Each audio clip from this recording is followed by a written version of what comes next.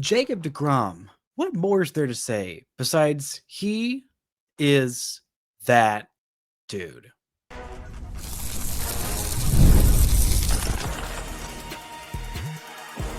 You are Locked On Rangers, your daily Texas Rangers podcast, part of the Locked On Podcast Network, your team every day.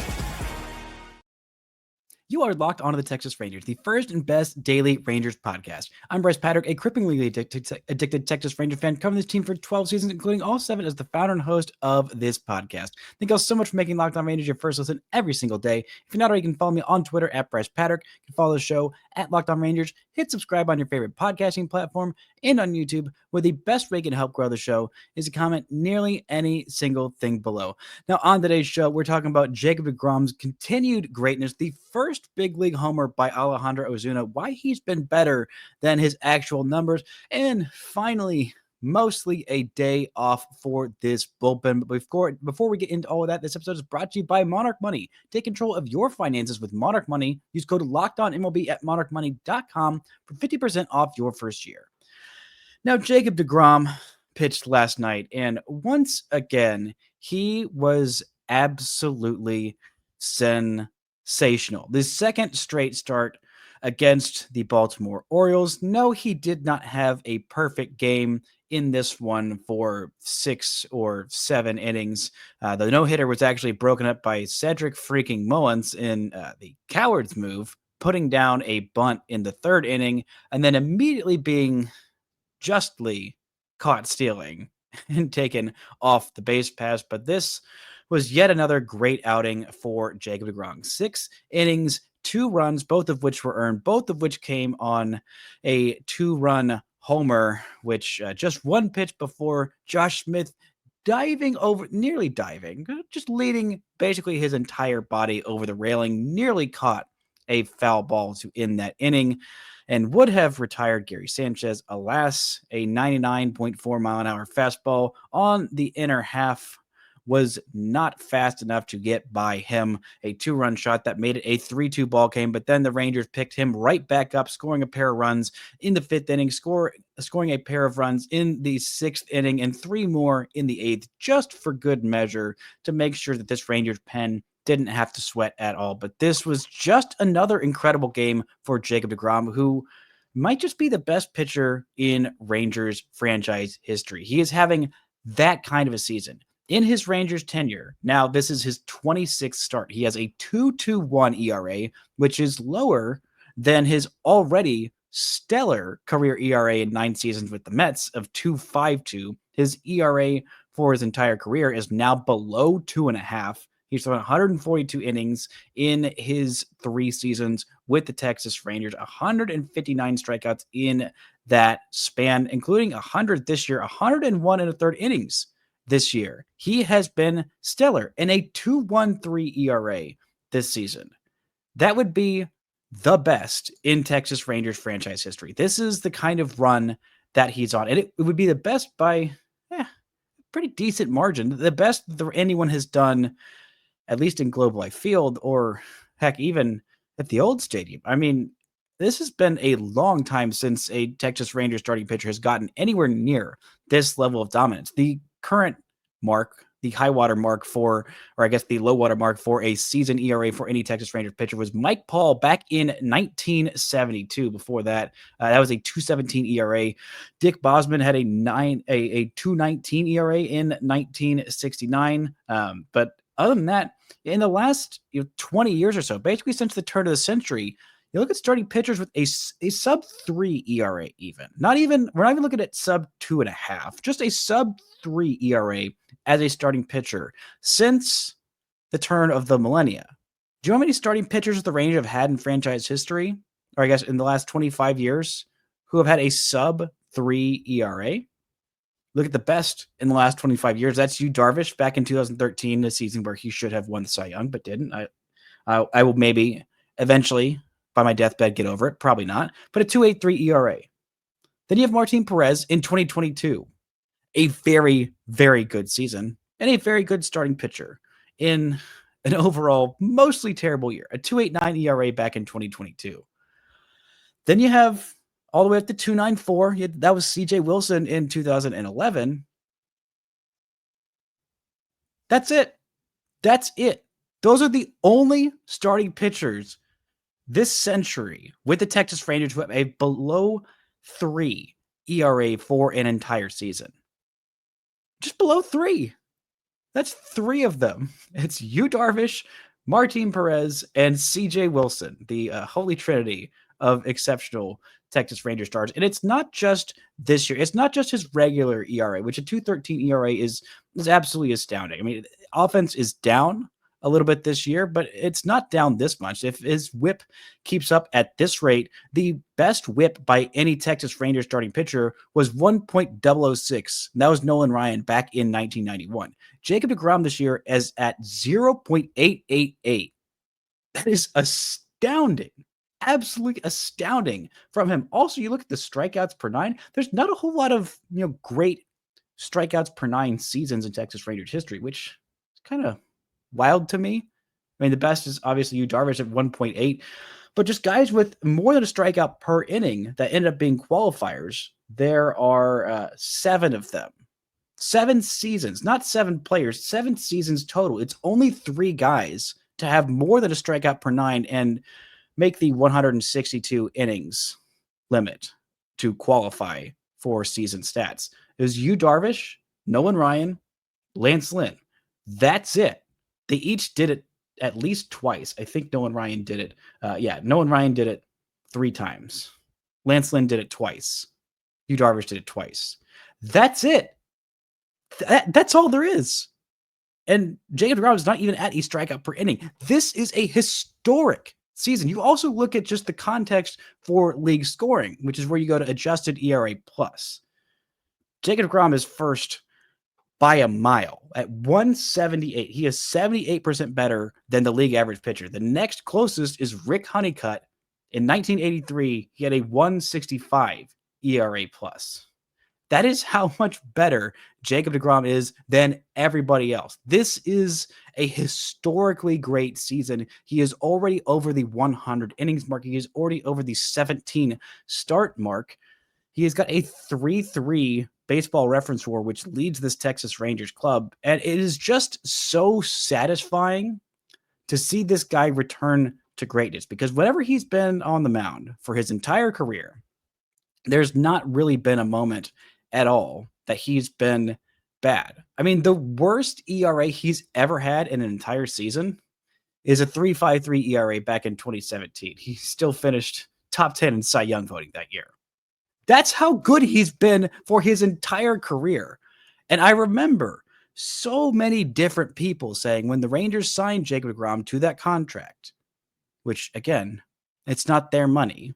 It is I guess however many people are part owners of the Texas Rangers' money, and they can afford a $40 million pitcher, especially when he's on the hill, when he looks so unbelievably good. That is why you spend the money, because these guys do not come around very often, if ever. And when you have a chance to go get one of them, sometimes you have to overpay what you think he should pay. And Jacob deGrom chose the Rangers. He chose this team. He is going to be here for a while. And no matter how frustrating this offense or bullpen or whatever other part of this team is, Jacob deGrom throwing every 5th game or so is just such a special, delightful treat. This was the best his fastball has looked all season long, getting 6 whiffs on it, getting a lot of his strikeouts on that fastball. I mean, it's been slowly vamping up in terms of the velocity. On the season, it's averaging 97.2. He was up to 97.8 on the season, or on in this start. He was getting a lot of swings and misses. He was getting 11 called strikes plus 6 whiffs. So, 2 out of every 5 pitches that he was throwing were either a called strike or a whiff with that 4-seam fastball. Even though the slider wasn't that sharp, only a 10% whiff rate on that pitch, which is well below what he's done in the past. He was able to make up for it with a very, very good changeup that's looked better as of late, with a pretty darn good curveball that's looked better as of late, and a fastball that is, still really freaking special. Just like Jacob deGrom is incredibly special. This is just such a dynamic, all-time great pitcher who I think should be and will be a Hall of Famer. And when he goes into the Hall of Fame, it's probably gonna be while wearing a Texas Rangers cap. And when that happens, I guarantee you all 185 or 210 or however many millions of dollars some rich person paid Jacob deGrom to be a member of the Texas Rangers, it is absolutely going to be worth it. But it wasn't just Jacob deGrom who was stellar in this one. The Rangers dropped 10 runs, including a home run by a rookie who has never hit one in the big leagues before. We're talking about Alejandro Ozuna and why he needs to stay in this lineup. Right after this. This show is brought to you by Supply House. Get the supplies you need from the site that's made from the skilled trades. Supply House. Whether you're in plumbing, HVAC, or electrical work, Supply House is the reliable way to order products online. Their easy-to-use website is packed with helpful resources and the latest product info to help you get the job done right. Plus, with a complete inventory of over 200,000 parts from 400 plus top brands, you'll find exactly what you need delivered fast from coast to coast. Need help with an order? Supply House offers expert support and industry-leading service, so you'll always talk to a real person. And for the trade pros looking for an extra edge, their free Trade Master program offers exclusive perks like a dedicated phone line, free shipping, and discounts on every order. So join the Trade Master program today at supplyhouse.com/TM and start ordering plumbing, HVAC, and electrical supplies with just a few clicks. Plus, use promo code SH5 for 5% off your first order. That's supplyhouse.com. Shout out to the Everydayers making Locked On Rangers your first listen every single day. On tomorrow's show, we'll be back and talking about the finale of this series. Hopefully a blowout. Hopefully a great start by Nathan Eovaldi, and maybe a little bit of minor league news and notes, because there is definitely some minor league news and notes to get to. But let's look at this offense. A 10-run outburst, including 4 RBIs from Adolis Garcia, including a pair of RBIs from Alejandro Ozuna, who hit his first big league home run. And boy, howdy, did he get all of it. Absolutely tomahawks that missile into the right field bleachers to give the Rangers just a little bit more cushion. He absolutely crushed a cutter, 89 miles an hour on the inner half, turns on it. He's got some pretty quick hands, hits it 108.9 miles per hour, and over the fence. Would have been a homer in every single ballpark. And overall, Alejandro Ozuna's numbers this year offensively have not been great. They haven't even really particularly been good. I mean, he's got a slash line, even after this home run, of 167, 292, 241. Just 9 hits in his 65 plate appearances so far this season, and a 533 OPS. That's not that impressive. But you look below the numbers, and the approach has been very good for Alejandro Ozuna. He's striking out at about a league average rate, which is a little surprising because his chase rate is pretty low. He's chasing less than a quarter of the time. That would be in the top, 20-ish% of baseball if he was a qualifier. He's swinging and missing at just a 17.6% rate. That's around, the top 10, 15% of baseball. That's a very, very good rate. So he knows the strike zone. He's not swinging, missing at pitches. He's walking at a very good rate. And he's also hitting the ball incredibly hard. He's hitting the ball at a launch angle sweet spot, in the top, basically is 39% of the time. That is a very, very good rate. He's hitting the ball hard. His expected batting average is over 100 points higher than his actual batting average. His expected batting average is 287. His actual batting average is 120 points lower than that at 167. Now, his average exit velocity, all this is fine. All this extra batting data kind of shows you, he's been getting pretty unlucky. He's been hitting the ball hard, pretty frequently. He's been putting together quality plate appearances. He's walking at a good rate. He's not striking out that much. His 2-strike approach could probably use a little bit more work, because if you're only chasing, that little at a time, you're only swinging and missing that little bit of the time, then maybe just be a little bit better with 2 strikes. But I think he'll definitely get there. He's also 22 years old, and he's played barely above AAA. This extended set of data kind of changes my narrative on Alejandro Ozuna, my thought process on Alejandro Ozuna. I didn't realize his bat speed was, this fast. For the most part, he's got pretty good bat speed.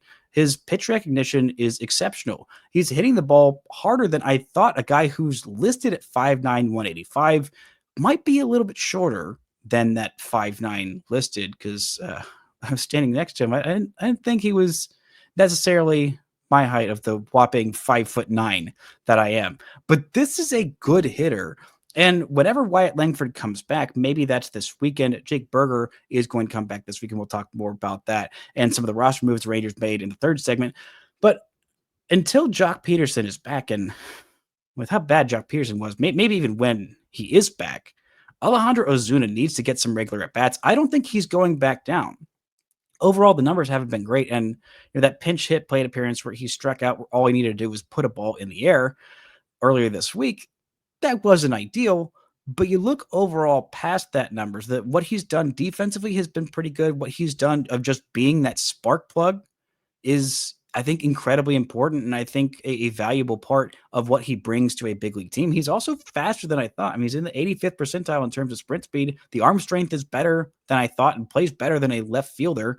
Occasionally, he's air-mailed some throws where he probably shouldn't have, but he's had a couple of outfield assists and some really good plays out there defensively. I mean, this is just a good, well-rounded big league ball player. The numbers offensively don't show it right now, but I think if he continues to get these plate appearances, he's going to see some results, a lot more results, like this homer that he hit last night. This is a good big league ball player, and so is the rest of this offense that was stepping up in a big way last night. Adolis Garcia, you look at the overall numbers for the season, they're not particularly inspiring, but one number stands out to me, and it's a number that I don't normally fixate on. It's RBIs. He's played 81 games this year, and he has 49 RBIs. That is on pace for nearly a 100 RBI season. Now, RBIs are a bit of a stat that I don't really look at all that much, because there's a lot of different things that go into it. You have to have a number of plate appearances with everyone else around you getting into scoring position or getting into advantageous position for you to be able to get those RBIs. And then sometimes you hit a bunch of home runs, but nobody's on base, so you only get one RBI for that. But Adolis Garcia has done a very good job of driving in runs. You look at the last 7 games, he's got 12 RBIs in the last 7 games. You look over the span of the last 15, he's averaging an RBI per game. And in that 7-game span, it's wild because he has not worked a single walk in the last 7 games. He only has 7 hits in those last 7 games and 12 strikeouts. His on-base is 206 in that span. But yet, in those moments, time and time again, Adolis Garcia is a clutch player coming up with those big hits in those big moments. I really think that 3-run homer that he hit that tied the game in the 10th inning of Monday's game, I think that might have activated him. I mean, he has been hitting the ball incredibly hard, and the last month or so, he's been having decent quality plate appearances sprinkled in with some terrible ones, but all the warning signs of, Adolis Garcia is about to go off, have been there for the better span of a month. When he's driving the ball with authority in the opposite field, that's when Adolis Garcia is at his best, when he is able to sit on and pull breaking stuff that is even away and hit those for home runs like he did earlier a couple weeks ago. And when he's able to just hit breaking stuff, pull it in the outfield for RBI singles, that's what he did in this last game. That's when Adolis Garcia is at his best. And with him, if he's starting to heat up, as well as Corey Seager just staying incredibly hot, 2 for 4 for Corey Seager with a couple of doubles. I mean, his OPS was around 700 like a week ago. And Corey Seager, in the span of 7 games, has got his OPS all the way up to 787. I mean, he's got 10 homers on the season in 54 games. It doesn't really feel like it, but over those last 7 games, he has been truly a flame.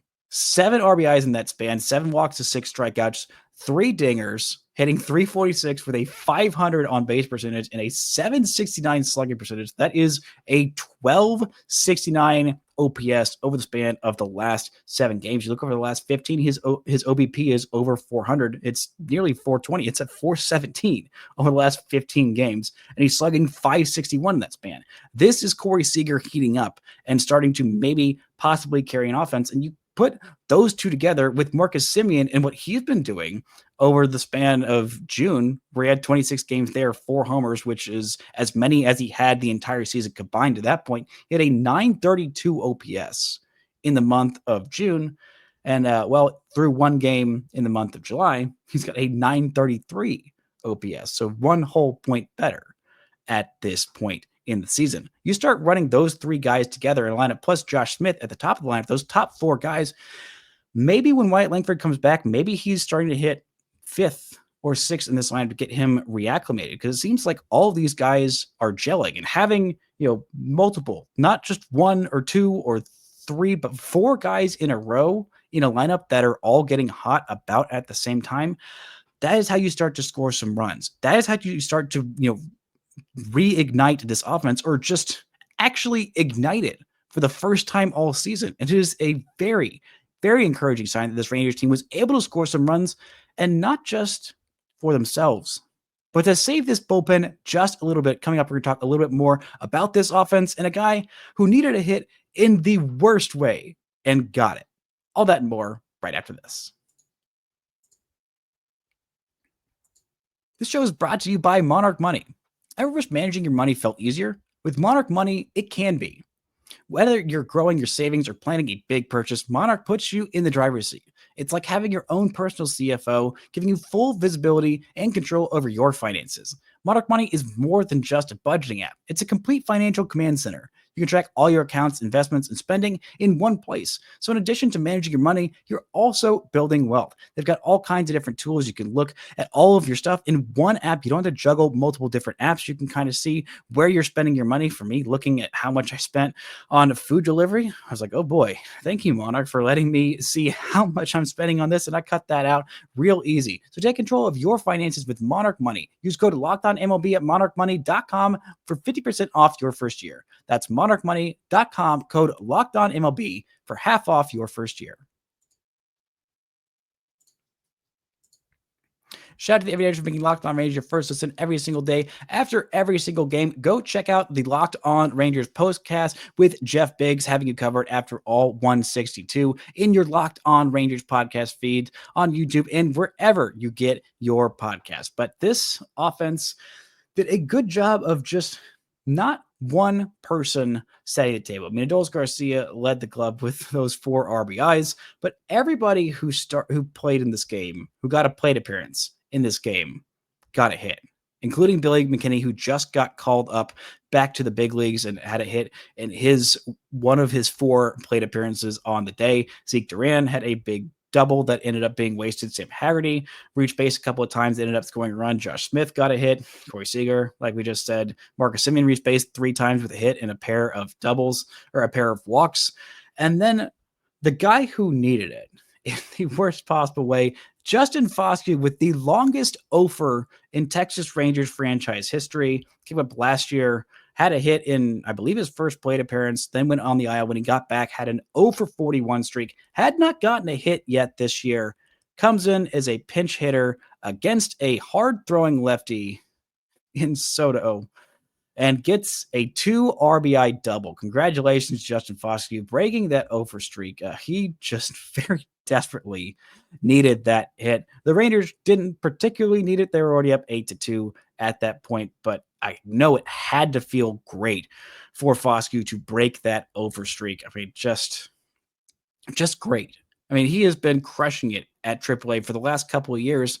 And then when he gets called up to the big leagues, it is just a whole different animal. And I think seeing the difference between someone who's crushing it at AAA and how hard it is to hit big league pitching, Justin Foscue is a great example of that, of how big the chasm is between AAA and the big leagues right now. It is just very, very hard to hit big league pitching. And congratulations, Justin Foscue, breaking that 0-for streak. Maybe he'll end up getting a few more at-bats before the Rangers start to get some healthier players back a little bit sooner as opposed to later. I'm assuming that we are going to get several returns from either the bereavement list or the IL this weekend. Jake Berger is going to probably be back on Friday to see off that series in the 4th of July weekend against the San Diego Padres in San Diego.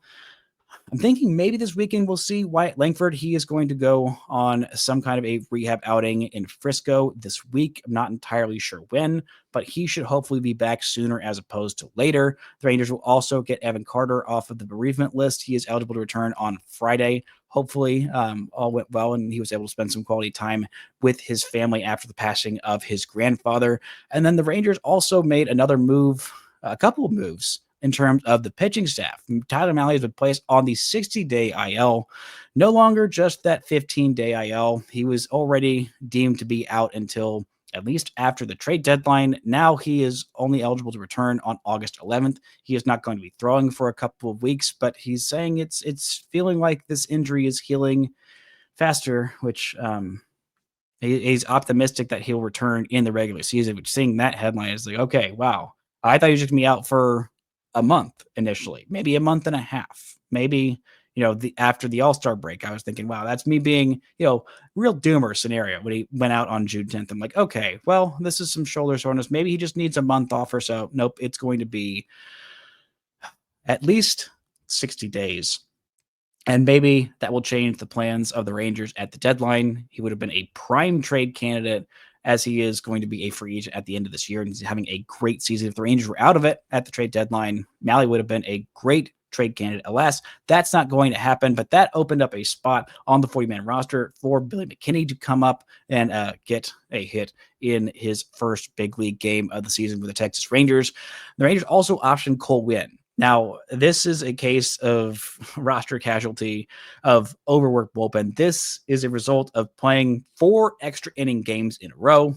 Cole Winn pitched in 2 of those 4 extra inning games, and he got blasted in just one of them, thankfully. But still, the Rangers needed something to happen to just get them an extra fresh arm in this pen. Thankfully, Jacob Latz, pitching incredibly well, gave the rest of the pen a day off, but Dane Dunning was brought back up to the big leagues as the corresponding move for Cole Winn going on the IL. I would imagine that Dane Dunning is probably going to pitch at some point, maybe in today's game, because the Rangers were able to save their pen of just throwing just one guy after throwing 4 or 5 or 6 relievers in all of the last 4 games, most of them throwing multiple innings. I mean, it was just an insane workload for this bullpen, even though the starting pitchers now in the last 4 games have all thrown 6 or more innings. Actually, I think they've all thrown exactly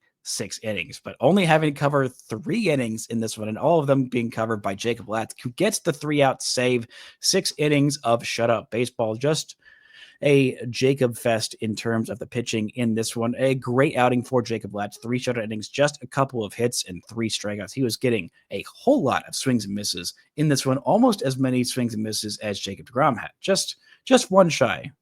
In 43 pitches, Jacob Latz had 11 swings and misses, and in 92 pitches, Jacob deGrom had 12 swings and misses. So just one more, but a much higher whiff rate for Latz, who continues to look exceptional. And I am curious if we didn't see some great starts this weekend from Kumar Rocker and from Jack Leiter, I would have been a little surprised if Jacob Latz didn't re-enter the rotation, but with those 2 guys rounding back into form, with both of them having exceptional 6-inning starts this weekend on Saturday and Sunday, respectively, in 2 games that unfortunately the Rangers did end up winning on Saturday, but they weren't able to get the win for those rookies in those games. But I think Jacob Latz could see some more starts by the end of this season. Hopefully we'll see a few more innings out of Nathan Eovaldi in tonight's game. He was only built up to around 45 pitches in his last start, so I'm assuming maybe 60 or so pitches. Maybe that'll get him through 5 innings, or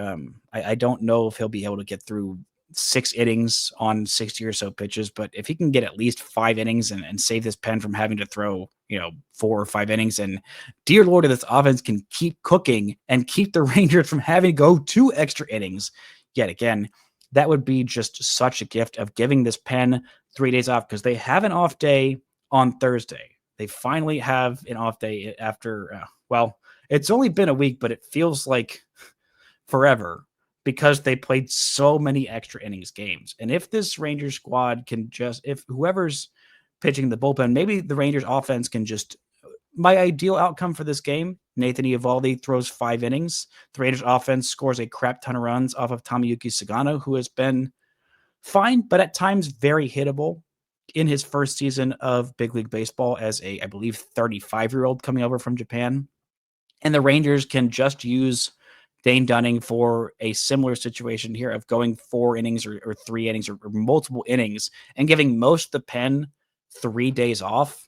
That would be huge, absolutely huge. I think that, most of this Rangers pen would be down today. I mean, still, I'm assuming that basically it was just Jacob Latz that was really available in the pen last night after so many guys have thrown, 2 out of 3 days, 3 out of 4 days. Hobie Milner, he's not throwing again until at least that weekend series against the Padres. He might honestly not throw until Saturday. He has thrown just so many innings as of late, but just this offense being able to give some cushion in this game last night, hopefully giving some more cushion in the game tonight.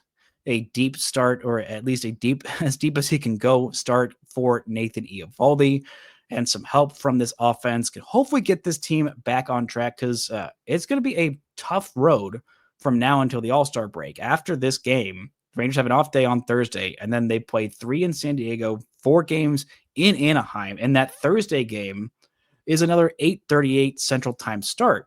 And then they immediately fly to Houston for 3 games in a row in Houston before they finally have that All-Star break. So this is going to be some tough sledding. The Angels are in a decent place right now. The Padres are a very good team, and the Astros they've been the team with the best record in baseball basically since the month of May, which is deeply upsetting and unfortunate for everyone on the right side of history who does not like those stinking Houston Astros. But this is a big test today. Hopefully the Rangers can pass it, get themselves a little bit of a breather, get themselves back closer to 500, and start this road trip in a very good space with a rested pen and an offense that is maybe finally starting to click on not all cylinders, but at least a few more than they've been. That's going to do it for today's show. Thank you all so much for listening and subscribing. And until next time, don't forget to enjoy baseball.